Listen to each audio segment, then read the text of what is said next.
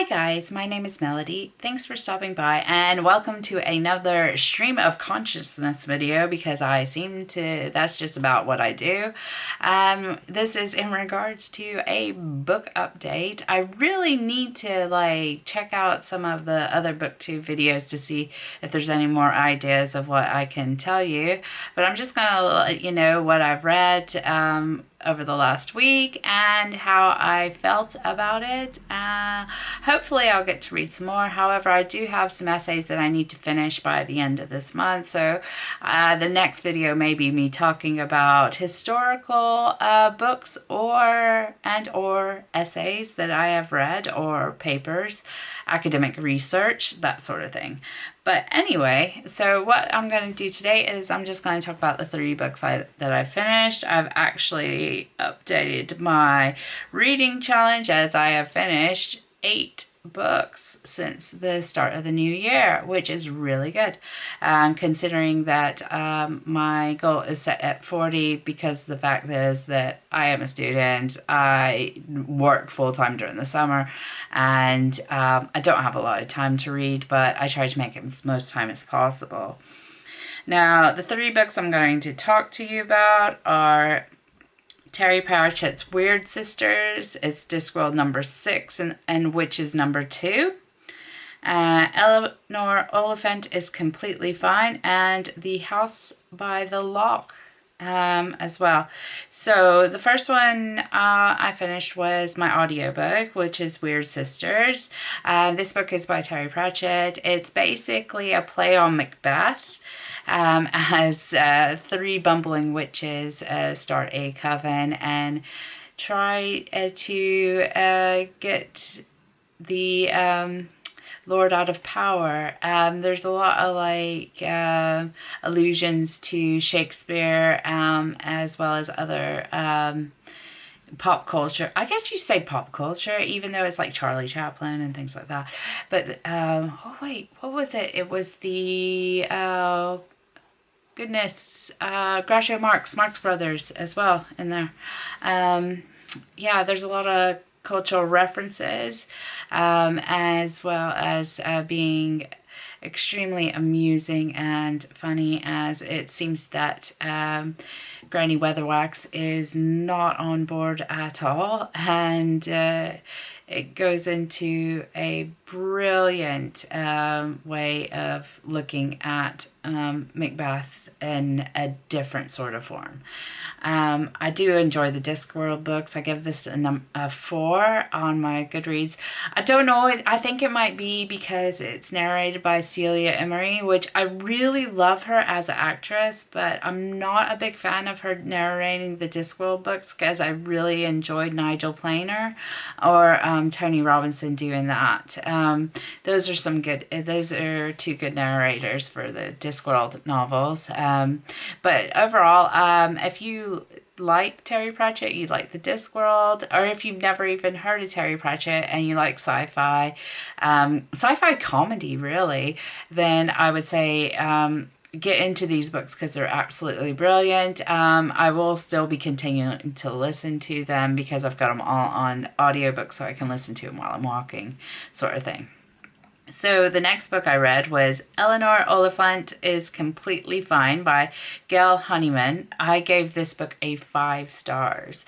This is because I could not put this book down, and I read it within a day. So I started it one day and finished it the next day, but it was under 24 hours of me reading, sort of thing. So I started midday, I finished it the next morning, and it was absolutely brilliant because I didn't really know where it was going as such, or what was actually the point. So you have this woman that is, I guess you would say that maybe she has some sort of autism or mental disorder, because mental social disorder, because she's quite reserved and held back, and there's different elements of what I would consider as mental health, and there's a mental health visitor that comes in and checks on her and her social life to make sure she's okay, that sort of thing. And she speaks to her mother every Wednesday.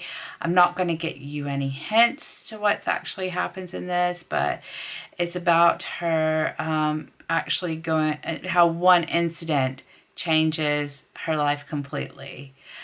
One day and meeting one person actually changes everything that she'd ever done for the last twice. But there's also some secrets behind it and her background, which is very, very intriguing. So it's just something that I would say is really good to read. It's really enjoyable. It's not like a chick lit or anything like that. It's just about this, and it's about overcoming yourself, basically. So she overcomes herself. I'm not going to tell you how she did that because it would spoil the whole book, but there was a bit of it that once you got to the end and you found out what was happening, it was brilliant. I did not see that coming at all. So I gave that a 5 stars. Now, the third book I'm going to talk about is The House by the Loch by Christy Wark. Oh, by the way, both these last 2 books are also set in Scotland. So Eleanor Oliphant is set in Glasgow, and The House by the Loch is set in Ayrshire, I believe. I think it's Ayr. Yeah, I didn't say Ayr. But basically, it's about this family, 3 generations of this family, and it navigates their daily lives and what's actually happened. So they go out to this loch that the grandfather of the family owns a property and has built some houses or cabins next to it, and there's a house that his daughter's built as well, and during that weekend there's an incident on the loch, which actually like breaks the family as such. Now it goes back and forth between the current time and back to when the grandfather was courting his wife, if that's what you can use as a word, courting his wife, who had now since passed, and it goes over and shows you why the family is like the family is, sort of thing. This incident actually shakes them to their core and is a very big deal. Now, I did give this 4 stars out of 5. The reason for this being is that the first part of the book was so good and so well paced, and it went through and you're living it in time.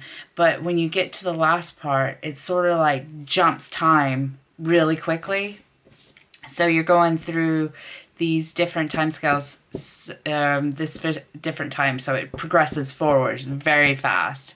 So you're not really living with the characters as you did in the first part of the book. I thought the ending was kind of rushed, and I would have enjoyed it to be a little bit longer and drawn out and have more of a character development, as there's like one point where a character is in a relationship with another character, but you really didn't see that happening as such. You kind of just go, oh, they know each other, oh, they kiss, there they are in relationship, job done. That's the only problem I have with this book. Besides that, the story is absolutely beautiful. The story is absolutely brilliant. I would just wish that the ending was a more developed ending.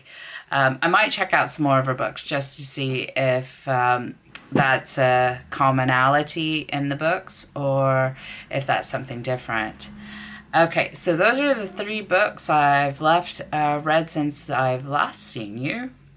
And now currently I am on Butcher Baker, which is the book club book of the month, and we're reading that. It's about the serial killer Robert Hansen, who killed sex workers in Alaska between the 1970s and 1980s. Basically, he takes them, he tortures them, and he goes out to an island, then he hunts them.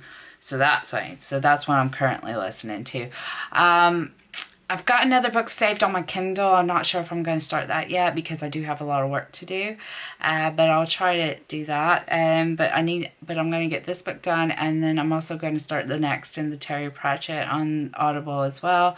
So I'm just going to be listening to those books just now while I try to get this all sorted out. But again, if you have any thoughts or opinions about any of the books that I've said about, or if you can suggest me any reading that is on Kindle Prime, because I'm broke at the moment and can't afford any books. But if you could suggest any books that you'd like me to read, or that you like to read, or any like ideas about Booktube videos or something like that, that would absolutely be great. Just leave it in the comment section below. If you like me, you like my ramblings, you like the disconjointedness and the stream of consciousness vibe that I give off here, please do subscribe, like this video, share with your friends, ring the bell, all the things. I'm going to go and work on reading some academic papers. I love you guys, and I hope to speak to you soon. Adios. Hasta luego. What's another word for bye? I don't know. Wait. Oh, wait. Arrivederci. Anyway, I love you guys, and I will see you later. Many thanks for watching. Bye.